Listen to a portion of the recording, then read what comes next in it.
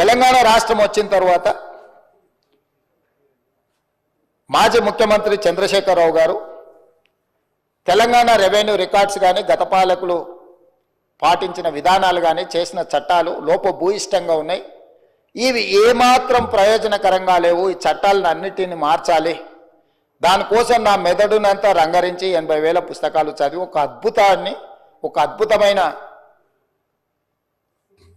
సాంకేతిక నైపుణ్యాన్ని ఆవిష్కరిస్తున్న దాని పేరే ధరణి అని చెప్పి చంద్రశేఖరరావు గారు మనకి ఇదే సభలో చెప్పిండ్రు, వివిధ వేదికల మీద కూడా చెప్పిండ్రు అధ్యక్ష.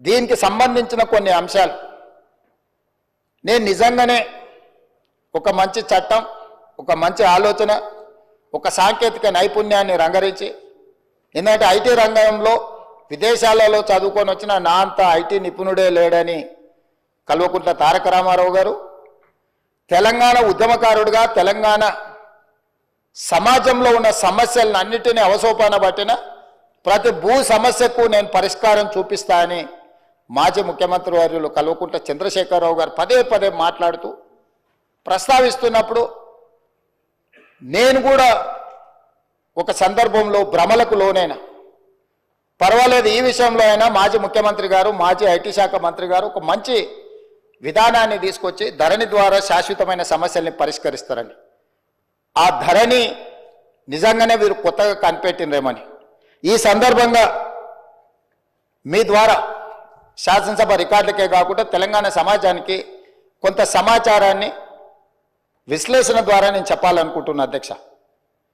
ఈ ధరణి అనే ఏదైతే వెబ్సైట్ కావచ్చు, లేకపోతే వారు చెప్తున్న ఈ సాంకేతిక అద్భుతము చంద్రశేఖరరావు గారు సొంతంగా కనిపెట్టిందో, లేకపోతే చంద్రశేఖరరావు గారు సొంతంగా మన రాష్ట్రానికి అందించిన గొప్ప వరప్రదాయిని ఏం కాదు అధ్యక్ష. 2010 సంవత్సరంలోనే ఒరిస్సా రాష్ట్రం, మన పక్కనున్న రాష్ట్రం, ఈ ధరణి పేరు మీద ఈరోజు తెలంగాణ రాష్ట్రంలో ఏదైతే ఈ ధరణి ఈ మాడ్యూల్ని ఇంట్రడ్యూస్ చేసినో IL&FS సంస్థకు 2010 సంవత్సరంలోనే అక్కడ రిజిస్ట్రేషన్లు చేయడానికి, అక్కడ భూ రికార్డులను పరిశీలించడానికి ఒరిస్సా ప్రభుత్వము నామినేషన్ బేసిస్ మీద వాళ్ళకి టెండర్ ఇచ్చింది అధ్యక్ష. 2019 సంవత్సరంలో చంద్రశేఖరరావు గారు ఏ సంస్థకైతే కట్టబెట్టిండో అదే సంస్థ, అదే యజమానులకు ఒరిస్సా రాష్ట్ర ప్రభుత్వము 2010 సంవత్సరంలోనే ఈ ధరణి పేరు కూడా మార్చలేదు అధ్యక్ష. నువ్వు ధరణి అన్నావు, వాళ్ళు ఈ ధరణి అన్నారు. ఎందుకంటే ఎలక్ట్రానిక్ రిలేటెడ్ ఇష్యూ కాబట్టి ఈ ధరణి పేరు మీద 2010 సంవత్సరంలో ఒరిస్సా ప్రభుత్వం ఆ సంస్థకు అప్పచెప్తే 4 సంవత్సరాలు నిర్వహించిన తర్వాత కాగ్ ఏం నివేదిక ఇచ్చిందంటే అధ్యక్ష, 2014లో అసలు ఈ ధరణి ఈ రిజిస్ట్రేషన్ సాఫ్ట్వేర్ లోపాలను కాగ్ నివేదిక బయటపెట్టడం కాకుండా ఎలాంటి కాంపిటేటివ్ బిడ్డింగ్ చేయకుండా వాళ్ళకు నామినేషన్ బేసిస్ మీద ఇవ్వడం మీరు తప్పు. వాళ్ళకి ఎలాంటి అనుభవం లేదు ఇందులో. వాళ్ళకి ఏదైతే ఒరిస్సా ప్రభుత్వం అప్పచెప్పిన బాధ్యత, రిజిస్ట్రేషన్లు, రెవెన్యూ రికార్డ్స్కు సంబంధించిన బాధ్యత అప్పచెప్పినో వాళ్ళకి ఎలాంటి నైపుణ్యం లేదు. ఇలాంటి నైపుణ్యం లేని సంస్థకు, లోపభూయిష్టంగా నిర్వహిస్తున్న సంస్థకు మీరు ఇవ్వడం 100% అని తప్పుపట్టడమే కాకుండా NIC, కేంద్ర ప్రభుత్వ రంగ సంస్థ అయిన NICకి ఇలాంటి సంస్థల్ని మీరు అసలు పక్కన పెట్టి వాళ్ళకి ఇవ్వకుండా వీళ్ళకి ఇవ్వడం తప్పు అని చెప్పి కాగ్ నివేదిక ఇచ్చింది అధ్యక్ష 2014లో. ఇక్కడ తమరి ద్వారా నేను తెలంగాణ ప్రజలకు నేనేం చెప్పదలుచుకున్నా అంటే, చంద్రశేఖరరావు గారు 2018, 2019 ఆ తర్వాత వివిధ సందర్భాలలో మాట్లాడిన మాటలు వారి మెదడునంత రంగరించి ఒక అద్భుతాన్ని, ఒక అమృతాన్ని తీసి అమృతంలో నుంచి సృష్టించిన ధరణి వారి యొక్క ఆలోచన అనేది అయితే చెప్పిండో అది శుద్ధ తప్పు. 2010 సంవత్సరంలోనే IL&FS కంపెనీ ఈ విధానాన్ని ఒరిస్సా ప్రభుత్వానికి చేరవేస్తే ఒరిస్సా ప్రభుత్వం వాళ్ళ కాంట్రాక్ట్ ఇస్తే 4 సంవత్సరాలు నిర్వహించిన తర్వాత కాగ్ నివేదిక 100% తప్పు పట్టింది. ఈ లోపభూయిష్టమైన ఏమాత్రం ప్రజలకు ఉపయోగపడని ఈ సాంకేతిక నైపుణ్యాన్ని ఎందుకు తెలంగాణ రాష్ట్ర ప్రజల నెత్తి మీద చంద్రశేఖరరావు గారు రుద్దినరో ఇప్పుడు మనం ఆలోచన చేయాలి. అంటే ఒక రాష్ట్రము 4 సంవత్సరాలు ఈ ప్రయోగం చేసి ప్రయోగం ద్వారా సత్ఫలితాలు సాధించకపోను దీనివల్ల ప్రయోజనం లేదని కేంద్ర ప్రభుత్వ రంగ సంస్థ అయిన క్యాగ్ కాంప్ట్రోలర్ ఆడిటర్ జనరల్ తప్పు పట్టిన తర్వాత కూడా చంద్రశేఖరరావు గారు దీన్ని ఎందుకు తెలంగాణ ప్రజల నెత్తి మీద రుద్దిండో తెలంగాణ ప్రజలకు చెప్పవలసిన బాధ్యత ఈ రాష్ట్ర ముఖ్యమంత్రిగా నా మీద ఉన్నది అధ్యక్ష. ఈ IL&FS కంపెనీ గురించి కొంచెం చర్చించుకోవాలంటే కొంచెం వెనక్కి వెళ్ళాలి అధ్యక్ష. 2011కి వెళ్ళాలి మనం. 2011లో సత్యం కంప్యూటర్ రిలేటెడ్ మేటాస్ అనే సంస్థ, సత్యం రామలింగరాజు గారు ఆనాడు దేశాన్నే కాదు ప్రపంచాన్నే తప్పుదోవ పట్టించి ప్రపంచం ముందు భారతదేశం యొక్క సంస్థలు మోసాలు చేస్తాయని ఏదైతే కేసు వచ్చిందో 2011 సంవత్సరంలో మన పరువు ప్రతిష్టను మంట గలిపిన సత్యం కంప్యూటర్స్, మేటాస్ ఈ సంస్థలన్నీ కూడా ఆ రోజు రామలింగరాజు గారి కేసులో ఇరుక్కొని జైలుకు పోయి ఆ సంస్థలన్నిటిని కూడా దివాలా తీస పరిస్థితిలో నుంచి ఈ మేటాస్ అనే సంస్థని IL&FS సేకరించింది అధ్యక్ష. సత్యం రామలింగరాజుకు సంబంధించిన సంస్థల్ని IL&FS అనే సంస్థ 2011 సంవత్సరంలో క్రిమినల్ కేసెస్లో ఇరుక్కొని అందులో ఉన్న సంస్థల్ని IL&FS సంస్థ సేకరించింది. సత్యం రామలింగరాజు గారి కుమారుడు తేజరాజు గారికి సంబంధించిన సంస్థలు IL&FS సేకరించి ఆ రోజు వాళ్ళిద్దరికీ ఒక అనుబంధం ఏర్పడ్డది అధ్యక్ష. ఆ అనుబంధంతో కొనసాగింపులో భాగంగా 2018 సంవత్సరంలో IL&FS సంస్థ గాదే శ్రీధర్ రాజుకు సంబంధించిన ఇంకొక సంస్థ వీళ్ళందరూ జాయింట్ వెంచర్ కింద తెలంగాణ రాష్ట్రం ఇద్దామనుకున్న ధరణి పోర్టల్ టెండర్లో భాగస్వామ్యం తీసుకున్నారు అధ్యక్ష. 2018 సంవత్సరంలో తెలంగాణ రాష్ట్ర ప్రభుత్వం portal development and maintenance and control కోసం 2018లో టెండర్ పిలిచింది అధ్యక్ష. ఈ టెండర్ ప్రక్రియలో భాగంగా IL&FS అదేవిధంగా గాదే శ్రీధర్ రాజుకు చెందిన ఈసెంట్రిక్ అదేవిధంగా విజన్ ఇన్ఫోటెక్ కంపెనీలు సంయుక్తంగా కాంట్రాక్టు సాధించుకున్నాయి. యువరాజుకు అత్యంత సన్నిహితులు ఎవరో తమరికి తెలుసు అధ్యక్ష. యువరాజు వెనకాల ఉండి ముందల గాదే శ్రీధర్ రాజు వెనకాల సత్యం మేటాస్ కంపెనీలను చేపట్టిన IL&FS సంస్థను ముందలబెట్టి టెండర్లో భాగస్వామ్యం చేసి ఆ పని దక్కించుకున్నారు అధ్యక్ష. ఈ 2017 సంవత్సరంలోనే ఈ IL&FS సంస్థ దివాలా తీయడమే కాకుండా క్రిమినల్ కేసులలో వీళ్ళు కూడా ఇరుక్కున్నారు అధ్యక్ష. 2011లో సత్యం కంప్యూటర్స్ కానీ మేటా సంస్థలు కానీ క్రిమినల్ కేసులలో ఇరుక్కొని జైలుకు పోయిన తర్వాత ఆ సంస్థల్ని సేకరించిన IL&FS కూడా 2017లో ఇదే రకమైన కుంభకోణాలలో ఇరుక్కొని ఆ కంపెనీకి సంబంధించిన MD రమేష్ బావా ఆయన జైలుకు పోయిండు, హరిశంకరన్ వైస్ చైర్మన్ ఈయన జైలుకు పోయిండు, రవి పార్థసారథి మాజీ చైర్మన్ ఆయన జైలుకు పోయిండు, రామ్చంద్ కరుణాకర్ అనే డైరెక్టర్ వీళ్ళందరూ కూడా వేలాది కోట్ల రూపాయల కుంభకోణాలకు పాల్పడి ఆ కుంభకోణాలు అన్ని కూడా దొరికిపోయి వీళ్ళందరూ జైలుకు పోయినారు అధ్యక్ష. ఇది ఎప్పుడు 2017 సంవత్సరానికే జరిగిపోయింది అధ్యక్ష. ఎప్పుడు కూడా రాష్ట్ర ప్రభుత్వాలు కేంద్ర ప్రభుత్వాలు ఏదైనా ఒక సంస్థ క్రిమినల్ నేరాలలో పాల్గొని ఆర్థిక నేరాలలో పాల్గొని జైలు శిక్షలో లేకపోతే ఆ సంస్థల మీద ఆరోపణలు ఉన్నప్పుడు ఆ సంస్థలను టెండర్లలో పాల్గొనకుండా నిషేధించే విధానం మన రాష్ట్రంలో మన దేశంలో కొనసాగుతుంది. అయినా తెలంగాణ రాష్ట్ర ప్రభుత్వం చంద్రశేఖరరావు గారి ప్రభుత్వము ఈ IL&FSను లేకపోతే ఈసెంట్రిక్ లేదా విజన్ ఇన్ఫోటెక్ ఏదైతే జాయింట్ వెంచర్తో టెండర్ వేసిందో వీళ్ళని నిషేధించలేదు అధ్యక్ష. వీళ్ళ టెండర్ కట్టబెట్టి ఈరోజు తెలంగాణ రాష్ట్రంలో ఉండే 1,52,00,000 ఎకరాలకు సంబంధించిన లక్షలాది మంది రైతుల యొక్క భూముల వివరాలను రిజిస్ట్రేషన్లు చేయడము, డాక్యుమెంట్లు చేయడము, రికార్డులు మెయింటైన్ చేయడము, అన్ని రకాల బాధ్యతలను కంప్లీట్గా ఈ సంస్థకు అప్పచెప్పారు అధ్యక్ష. ఇక్కడ నుంచో ఇక స్టోరీ మొదలైంది అధ్యక్ష. అసలైన స్టోరీ ఇక్కడ ఉన్నది. టెండర్ దక్కించుకున్న IL&FS సంస్థ పేరు మార్చింది అధ్యక్ష. టెండర్ అగ్రిమెంట్ అయిన తర్వాత టెరాసిస్ టెక్నాలజీస్ లిమిటెడ్ అని సబ్సిడరీ యూనిట్ కిందకి అగ్రిమెంట్ తీసుకొచ్చారు అధ్యక్ష. టెండర్ పాల్గొన్నప్పుడు ఒక పేరు మీద ఉండి టెండర్లో వాళ్ళ కాంట్రాక్ట్ వచ్చిన తర్వాత దాని పేరు మార్చింది అధ్యక్ష. ఒకవేళ పేరు మార్చిన మనుషులకు కూడా చట్టంలో ప్రొవిజన్ ఉంది అధ్యక్ష పేర్లు మార్చుకోవడానికి. ఒకవేళ మన పేరు నచ్చకపోతే కూడా ఒక గెజెట్ నోటిఫికేషన్ నుంచి ఒక విధానంలో ఉంది. కంపెనీస్ యాక్ట్లో కూడా ఒకవేళ సేమ్ కంపెనీ ఒకవేళ పేరు మార్చుకున్నా తప్పలేదు అధ్యక్ష, పేరు మార్చుకోవచ్చు. ఇక్కడ పేరు మార్చుకున్నది అధ్యక్ష. పేరు మార్చుకున్నాకనే తతంగం మొదలైంది అధ్యక్ష. ఈ టెరాసిస్ టెక్నాలజీస్ లిమిటెడ్ అనే IL&FS సబ్సిడరీ యూనిట్ పేరు మారిన తర్వాత ఇందులోకి ఫాల్కన్ SG అనే ఒక ఫిలిపిన్ కంపెనీ దీంట్లో 52% ఒకసారి 28/10/2021 99% ఇందులో షేర్స్ మొత్తం ఈ కంపెనీ కొనేసింది అధ్యక్ష. ఫాల్కన్ SG అనే ఫిలిపిన్ కంపెనీ. ఈ కంపెనీ కొన్న తర్వాత ఇది ఇక్కడ ఆగింది అధ్యక్ష, ఆగలే. ఈ ఫాల్కన్ SG కంపెనీ నుంచి ఫాల్కన్ ఇన్వెస్ట్మెంట్స్ అనే కంపెనీ సింగపూర్ కంపెనీ ఇందులోకి వచ్చింది అధ్యక్ష.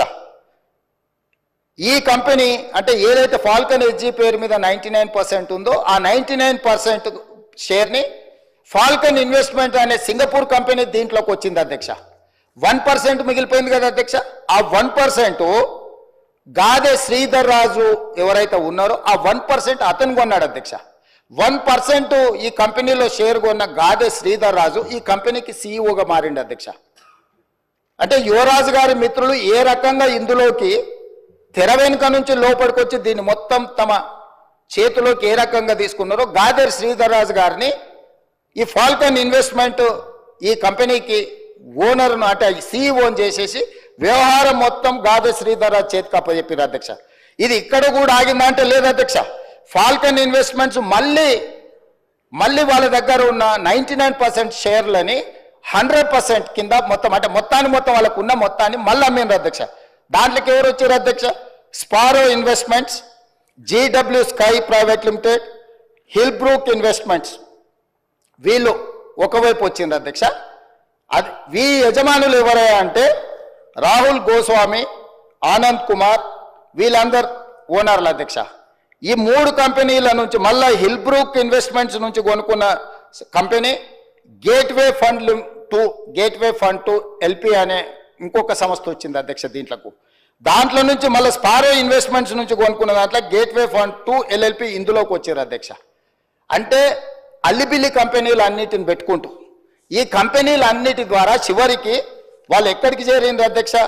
ఈ గేట్వే ఫండ్ టు LLP కానీ LP కానీ గేట్వే ఈ లొకేషన్స్ ఇవన్నీ ఒక కంపెనీ రాహుల్ గోస్వామి అండ్ ఆనంద్ కుమార్ అనే కంపెనీ కేమెన్ ఐలాండ్స్ అధ్యక్ష. రెండో company gateway fund to location British virgin islands అధ్యక్ష. ఈ కంపెనీల గురించి మీకు చెప్పాలంటే అధ్యక్ష, ఏదైనా ఈ ప్రపంచంలో ఆర్థిక నేరాలు చేయడానికి ట్యాక్స్ హెవెన్ కంట్రీస్ అంటారు అధ్యక్ష. ప్రపంచంలో ఏ దేశంలో అయినా ఏ ప్రాంతంలో అయినా ఆర్థిక నేరాలకు పాల్పడే కంపెనీలు ఆ దేశానికి ఎట్లా ఫుల్ ప్రూఫ్ ఉంటుంది అధ్యక్ష? ఆ దేశంలోకి పోయి నువ్వు ఏ దేశంలో ఏ నేరం చేసినా ఆ దేశంతో ఎలాంటి ఒప్పందాలు ఉండవు అధ్యక్ష. అతన్ని పట్టించరు, ఆ కంపెనీ వివరాలు చెప్పరు, దానికి ఏం సంబంధించింది ఏం చెప్పరు అధ్యక్ష. అదేవిధంగా ఇందులోకి గాదే శ్రీధర్ రాజు గారు రిలేటెడ్ కంపెనీలు పరాడిమ్ ఇన్నోవేషన్స్ LLC, అదేవిధంగా క్వాంటెల్లా INC ఈ 2 అమెరికా కంపెనీలు వచ్చినాయి అధ్యక్ష. సో ఎక్కడైతే టెరాసిస్ టెక్నాలజీస్ లిమిటెడ్లో బయలుదేరిన మన స్టేట్ అగ్రిమెంటు ఫిలిపిన్ దేశానికి పోయింది, ఫిలిపిన్ దేశాన్ని నుంచి సింగపూర్ దేశానికి పోయింది, సింగపూర్ దేశాన్ని నుంచి మళ్ళీ కేమెన్ ఐలాండ్స్కి పోయింది, తర్వాత వర్జిన్ ఐలాండ్స్కి పోయింది, తర్వాత అమెరికా దేశంలో ఉండే 2 కంపెనీలు. చివరికి ఈ కంపెనీలు ఈ సంస్థలను నిర్వహించే వాళ్ళు ఈ కేమెన్ ఐలాండ్స్లో వర్జిన్ ఐలాండ్స్లో తేలింది అధ్యక్ష. ఈ 2 దేశాలు ఎట్లాంటివి అంటే ప్రపంచంలో ఏ ఆర్థిక నేరం జరిగినా ఆ ఆర్థిక మూలాలు పనామా లీక్స్ కానీ లేకపోతే మీరు ఈ ప్రపంచంలో జరిగిన ఏ పెద్ద ఆర్థిక నేరాన్ని ఎత్తికినా ఆ సంబంధించిన కంపెనీలు ఈ రెండు దేశాలలో ఉంటాయి అధ్యక్ష. ఆ దేశాలలో ఉన్న కంపెనీలు ఈరోజు ఈ టెరాసిస్ ఏదైతే ఈ ధరణి ఏదైతే ఉందో ఈ ధరణి మొత్తం ఆ దేశానికి వెళ్ళిపోయింది అధ్యక్ష. ఎవరో దాని ఓనర్లు అంటే అధ్యక్ష ఫాల్కన్ ఇన్వెస్ట్మెంట్ ప్రైవేట్ లిమిటెడ్లో ఉన్న ఓనరు ఏదైతే ఈ సింగపూర్ బేస్డ్ కంపెనీ ఉందో రాహుల్ గోస్వామి, ఈయన సింగపూర్ సిటిజన్. ఆనంద్ కుమార్, ఈయన సింగపూర్ సిటిజన్. లతికాదేవి అమ్మ, daughter of Radhakrishna Pillai, Singapore citizen అధ్యక్ష. వీరితో పాటు అధ్యక్ష స్పారో ఇన్వెస్ట్మెంట్ ప్రైవేట్ లిమిటెడ్ అనే కంపెనీ కూడా ఇది సింగపూర్ కంపెనీ అధ్యక్ష. స్పారో ఇన్వెస్ట్మెంట్ ఇది ఈ టోటల్ ఈ ఉండే కంపెనీలు అని కూడా ఇవి సింగపూర్ సంస్థలు అధ్యక్ష. అదేవిధంగా అధ్యక్ష జీడబ్ల్యూ స్కై ప్రైవేట్ లిమిటెడ్ అనే సంస్థ కూడా సింగపూర్ది అధ్యక్ష. జీడబ్ల్యూ సేమ్ వీళ్ళందరూ. తర్వాత పారాడిమ్ ఇన్నోవేషన్స్ ఎల్ఎల్సి అనేది అమెరికన్ కంపెనీ అధ్యక్ష.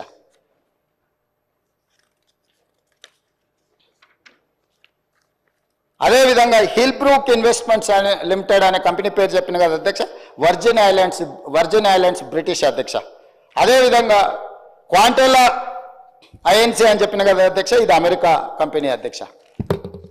అదేవిధంగా గేట్వే పార్ట్నర్స్ అని చెప్పిన కదా అధ్యక్ష, గేట్వే పార్ట్నర్స్ 2 లిమిటెడ్ అనేది ఉంది కదా అధ్యక్ష, కేమెన్ ఐలాండ్స్ అధ్యక్ష. అంటే ఈ మొత్తం కంపెనీలు ఈ రోజు నిర్వహిస్తున్న గాదె శ్రీధర్ రాజుతో సహా వీళ్ళెవ్వరూ ఈ దేశ పౌరులు కాదు అధ్యక్ష. ఈ రాష్ట్ర పౌరులే కాదు, ఈ దేశంలో పక్క రాష్ట్ర పౌరులైనా పర్వాలేదు అధ్యక్ష. ఎవ్వరు కూడా ఈరోజు ఈ ధరణి పోర్టల్ నిర్వహిస్తున్న టెరాసిస్ కంపెనీ పేరు మీద మొదలయ్యి మారుకుంటూ పేర్లు మారుకుంటూ సంస్థలు మారుకుంటూ దేశాలు మారుకుంటూ ఈరోజు కేమెన్ ఐలాండ్స్కు బ్రిటిష్ వర్జిన్ ఐలాండ్స్కి ఎక్కడికైతే చేరిందో అవి ప్రపంచంలో ఆర్థిక నేరాలకు సంబంధించిన ట్యాక్స్ హెవెన్ కంట్రీస్ అధ్యక్ష. ఆ దేశంలో నేరం చేసిన ఎవడు పట్టుకోలేడు, ఆ దేశం ఎవరికి వివరాలు ఇయ్యదు. ఈరోజు మన ధరణి పోర్టల్ అనేది ఆ దేశానికి ఆర్థిక నేరాలకు పాల్పడే దేశంలో ఉన్న సంస్థ చేతిలోకి మన తెలంగాణ రాష్ట్ర రైతాంగం యొక్క సంపూర్ణమైన వివరాలు ఈరోజు అక్కడికి వెళ్ళిపోయినాయి అధ్యక్ష.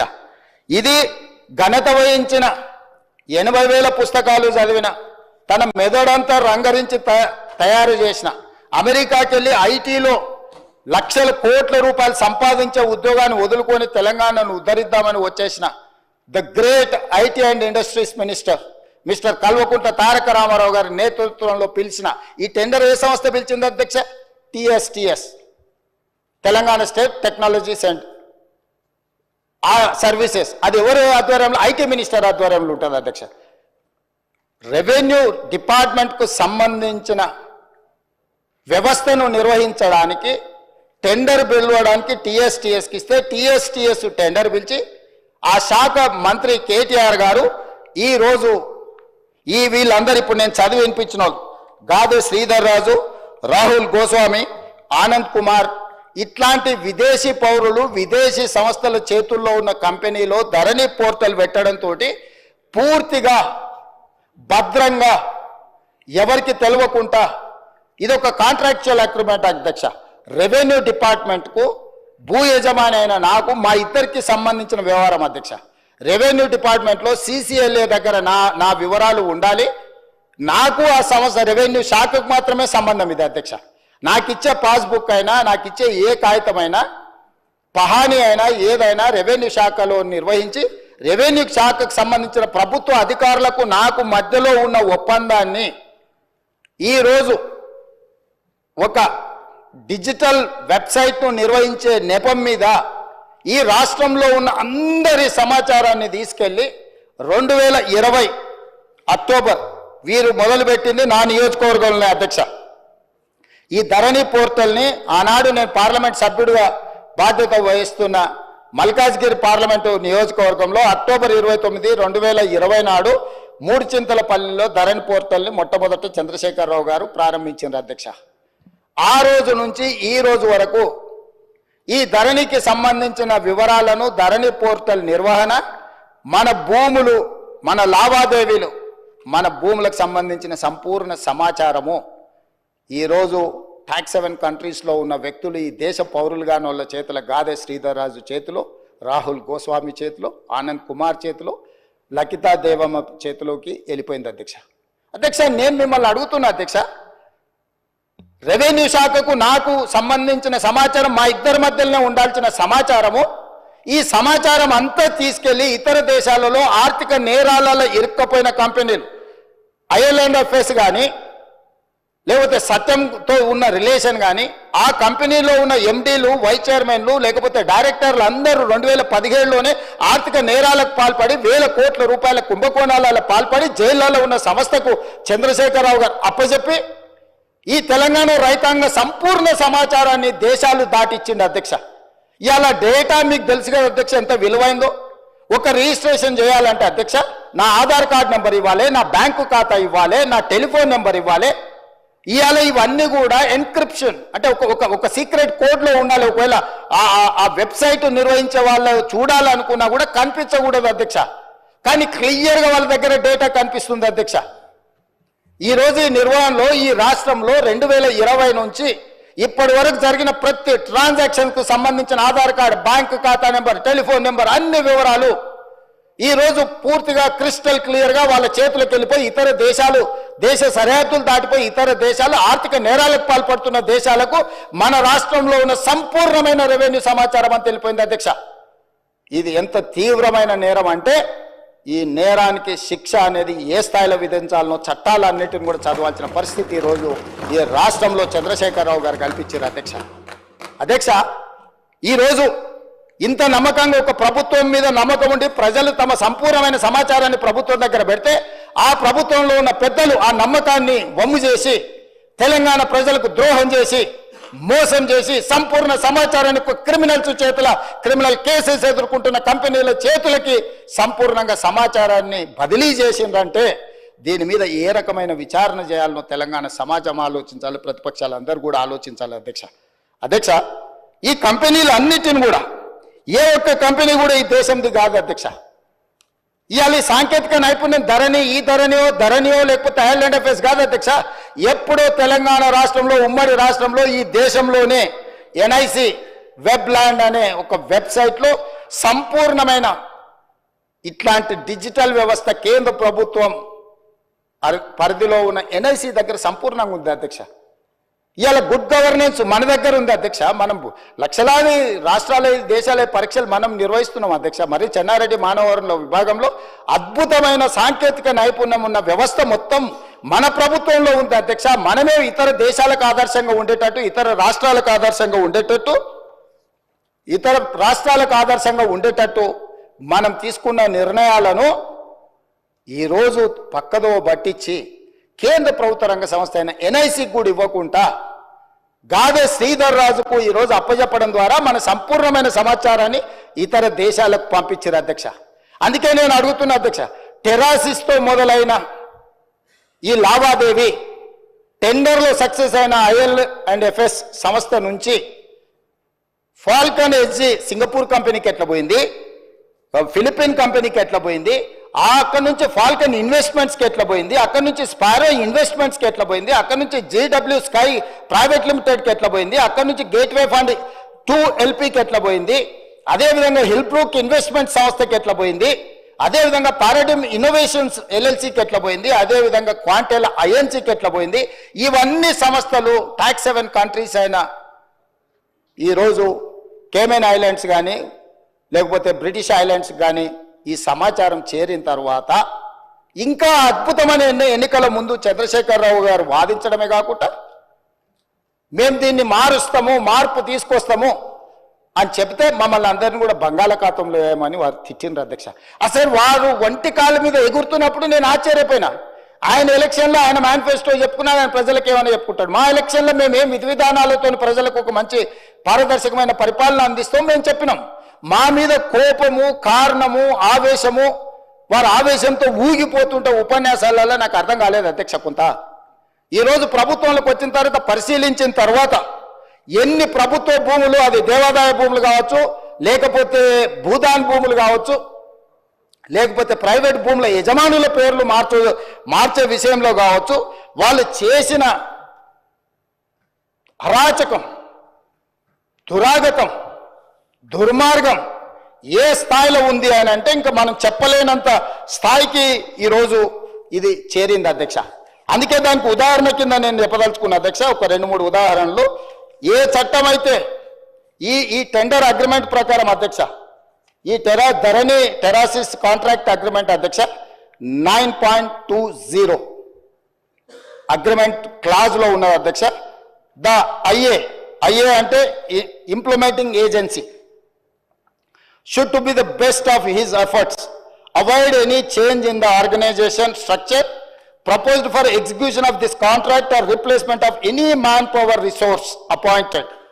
If the same is however unavoidable, IA shall promptly inform the purchaser in writing and the same shall require subsequent approval by the purchaser. ఇందులో ఇలాంటి మార్పులు చేర్పులు చేయాలన్నా, యజమానులు మారాలన్నా, పనిచేసే స్థలం మారాలన్నా ప్రభుత్వం ముందస్తు అనుమతి తీసుకోవాలని స్పష్టంగా ఈ అగ్రిమెంట్లో ఉంది. 9.20లో ఎలాంటి ప్రభుత్వ అనుమతి లేకుండా ఈ రకంగా ట్యాక్స్ 7 కంట్రీస్లో ఉండే సంస్థల్ని ఇతర దేశాలకు సంబంధించిన కంపెనీల చేతికి మన సమాచారం వెళ్ళింది అధ్యక్ష. అదేవిధంగా అధ్యక్ష 9.20.4 సబ్ క్లాజ్లో all manpower resources deployed by the IA అంటే ఇంప్లిమెంటింగ్ ఏజెన్సీ అధ్యక్ష for execution of this contract must strictly adhere to the attendance reporting procedures and make their services available as agreed upon for the entire reporting time period at the purchaser's office location. Purchaser అంటే ఇక్కడ revenue department అధ్యక్ష సిసిలే. IA అంటే ఈరోజు Falcon investments ఏదైతే ఉన్నదో లేకపోతే టెరాసిస్ ఉన్నదో implementing agency అదే అధ్యక్ష. ఇంప్లిమెంటింగ్ ఏజెన్సీ తరఫున గాదె శ్రీధర్ రాజు రిప్రజెంట్ చేస్తాడు. పర్చేజర్ కింద సిసిఎల్ఏ కమిషనరు యాక్ట్ చేస్తాడు అధ్యక్ష.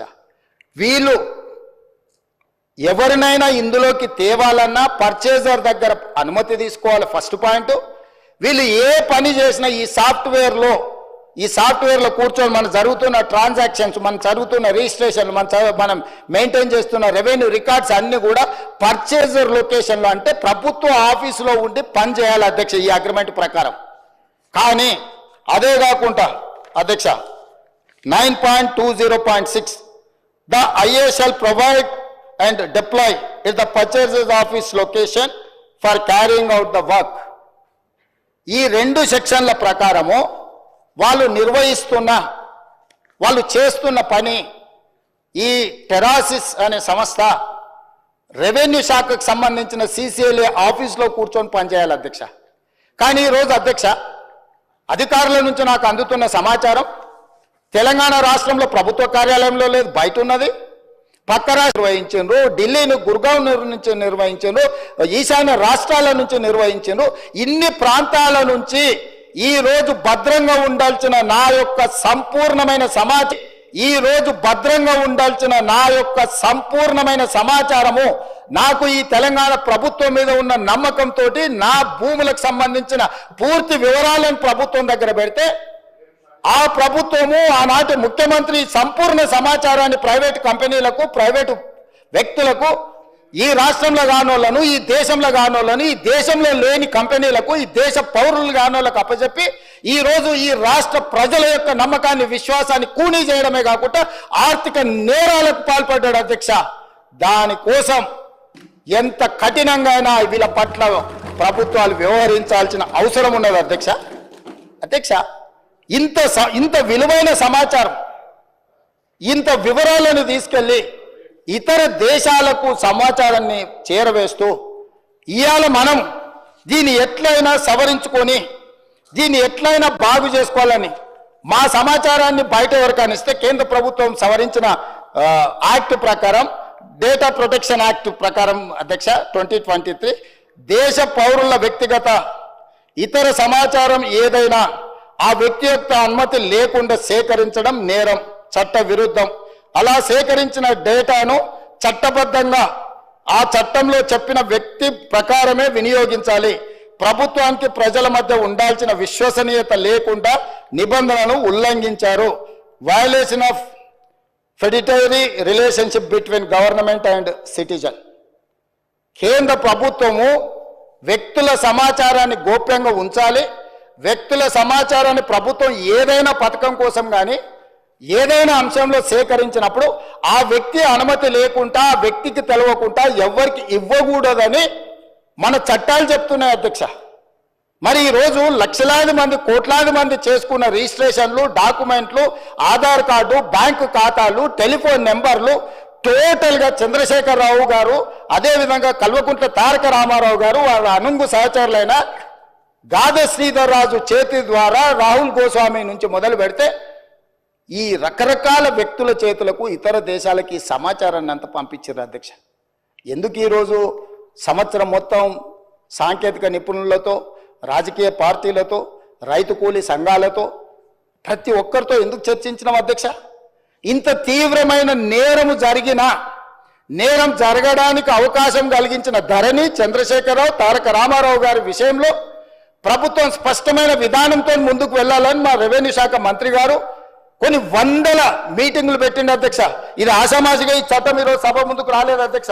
ఈ చట్టం ఈరోజు ఈ సభ ముందుకు వచ్చిందంటే ఎన్నో నిద్రలేని రాత్రులు, కొన్ని వందల గంటలు ఈ అధికారులు, వీళ్ళు, మేమందరం, నా పాత్ర పరిమితమే, వాళ్ళు చేస్తున్న పనిని ప్రోత్సహించడం ముఖ్యమంత్రిగా నేను చేసిన పని. కానీ ఇక్కడ కూర్చున్న అధికారులు కానీ, కమిటీ కానీ, రిటైర్డ్ ఆఫీసర్స్ కానీ, రిలేటెడ్ కన్సర్న్ మినిస్టర్ కానీ వాళ్ళు కొన్ని వందల గంటలు, రోజుల కొద్దీ దీని మీద చర్చించి దీన్ని క్షుణ్ణంగా పరిశీలించి ఈ భూభారతి 2024 చట్టాన్ని సభలోకి తీసుకొచ్చినాం అధ్యక్ష.